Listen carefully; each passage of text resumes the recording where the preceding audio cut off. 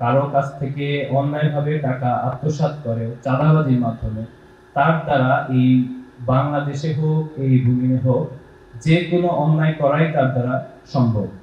তো আমাদেরকে চাঁদাবাজদের বিরুদ্ধে রুখে দাঁড়াতে হবে। যে জুলাই যদি আমরা প্রকৃত মান বজায় রাখতে না পারি, বা জুলাইয়ের যে স্পিরিট সেটা যদি আমরা বজায় রাখতে না পারি, তাহলে আর কখনোই এই বাংলাদেশের মানুষ যাদের যাদের উপর আশা করি একটি গণ অভ্যুত্থান সম্পাদন করেছে, এগুলোর পিছনে আসলে আর কখনো আসবে না। গণ অভ্যুত্থান পরবর্তীতে জুলাই আমাদের কাছে একটি বিপ্লবের মাসের নামে পরিণত হয়েছে। জুলাই আমাদের অনেক শহীদ হয়েছে, আমাদের অনেক ভাই শাহাদাত বরণ করেছে, আমাদের এখনো অনেক ভাই আহত যারা কিনা হাসপাতালের বেডে কাটাচ্ছে। আমরা তাদের সুস্থতা কামনা করছি। জুলাইয়ের আমাদের যে ভাইরা শহীদ হয়েছিল, আমরা যখন আন্দোলনটা পাস করছিলাম তখন আমাদের কিছু লক্ষ্য এবং উদ্দেশ্য ছিল। আমরা যে তাদের যে প্রতিশ্রুতি, সেই প্রতিশ্রুতিটা অনেকাংশে আমরা জুলাই পরবর্তীতে বাস্তবায়ন করতে পারছি না।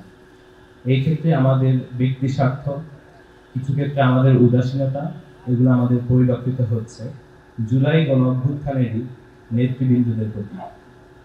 তো আমাদের সেই জায়গা থেকে পরিবর্তন হওয়া দরকার। আমাদের জুলাইকে নিয়ে আরো সতর্ক হওয়া দরকার এই জন্যই যে জুলাই যদি আমরা প্রকৃত মান বজায় রাখতে না পারি, বা জুলাইয়ের যে স্পিরিট সেটা যদি আমরা বজায় রাখতে না পারি, তাহলে আর কখনোই এই বাংলাদেশের মানুষ যাদের যাদের উপর আশা করি একটি গণ অভ্যুত্থান সম্পাদন করেছে, এগুলোর পিছনে আসলে আর কখনো আসবে না। আমি আমাদের যে বিষয়টা বলতে চাই, জুলাই নিয়ে অনেক কথাই হয়, আমাদের আমরা সবসময় সম্ভাবনা দেখতে চাই। জুলাই হারবে না এটা আমরা বিশ্বাস করি, কেননা জুলাই না হারার অন্যতম কারণ হচ্ছে যে জুলাই আগস্ট আমরা যারা সম্পাদন করেছি তাদের মধ্যে সেই স্পিরিট কিছুটা হলেও এখনো বেঁচে আছে, এবং আমরা বিশ্বাস করি আমাদের সেই স্পিরিটের মাধ্যমে জুলাইকে আমরা কখনোই হারাতে দেব না।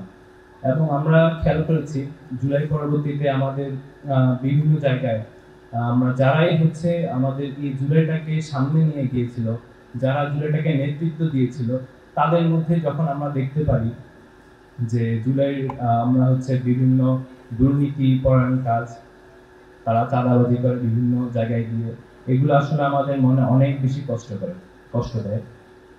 আমাদের এটা আমি সবসময় বিশ্বাস করি যে কোনো মানুষ যদি অন্যায়ভাবে কারো কাছ থেকে অন্যায়ভাবে টাকা আত্মসাৎ করে চাঁদাবাজির মাধ্যমে, তার দ্বারা এই বাংলাদেশে হোক এই ভূমিতে হোক যে কোনো অন্যায় করাই তার দ্বারা সম্ভব।